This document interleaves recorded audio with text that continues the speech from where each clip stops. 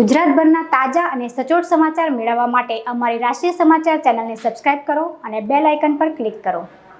સુરતમાં કતારગામ વિસ્તારમાં લોકો કલેક્ટર કચેરીએ પહોંચ્યા હતા અને આવેદનપત્ર આપ્યું હતું। કતારગામ વિસ્તારમાં આવેલા ટીપી 495051નું રિઝર્વેશન દૂર કરવાની માંગ રહીશોએ કરી હતી। આ રિઝર્વેશનને કારણે 700થી વધુ પરિવારને અસર થશે તેમજ અમારા મકાન પ્લોટ જતા રહેશે તેમ લોકોએ જણાવ્યું હતું। આ ઉપરાંત વર્ષ 2022 પહેલા રિઝર્વેશનના હોવાનું પણ લોકોએ જણાવ્યું હતું। આપનું નામ? કલ્પનાબેન વિજયસિંહ રાજપૂત। કઈ જગ્યા રહેવાનું? ડભોલી રોડ, જમનાનગર। જી, શું રજૂઆત સાથે આજે આવ્યા? અમારી માંગે પૂરી કર, અમારે બીજું કંઈ નથી જોતું। અમે 1-1 રૂપિયા જોડીને મહેનત કરીને મકાન લીધેલું, આ મકાન પછી ચાલો છે, અમે રહેવાના ક્યાં પછી? કઈ જગ્યા, કયા વિસ્તારમાં મકાન લીધું? અમે જમનાનગરમાં, ડભોલી રોડ બાજુ।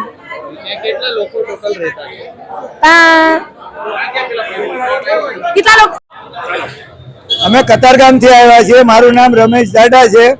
તો અમે માંગ લઈને આવ્યા છીએ કે રિઝર્વેશન હટાવો।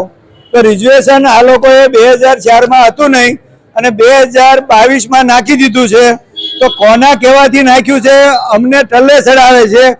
કોઈ પણ અધિકારી પાસે જાય તો કે અમે નથી નાખ્યું, બીજા અધિકારી પાસે જાય તો કે અમે નથી નાખ્યું। તો આમાં કોણે નાખ્યું છે? રાજકારણી અધિકારીએ નાખ્યું છે કે કોઈ બીજા ઓફિસર અધિકારીએ નાખ્યું છે? કોઈ સ્વીકારવાલ નથી।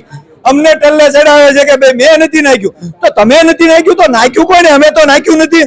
અમે તો અમારા પ્લોટ જવા દેવાલ હોય નહીં, કોઈ પણ પબ્લિક તો એવું કરે નહીં।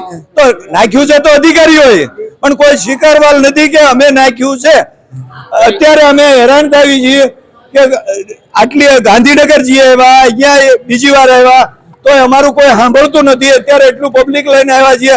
હવે પછી આ ગાંધીજીના માર્ગે હાલવી છીએ। હવે પછી અમે ઉગ્ર આંદોલન કરવાની તૈયારીમાં છીએ। બોલો। તુલસી શર્મા સાથે રાષ્ટ્રીય સમાચાર, સુરત।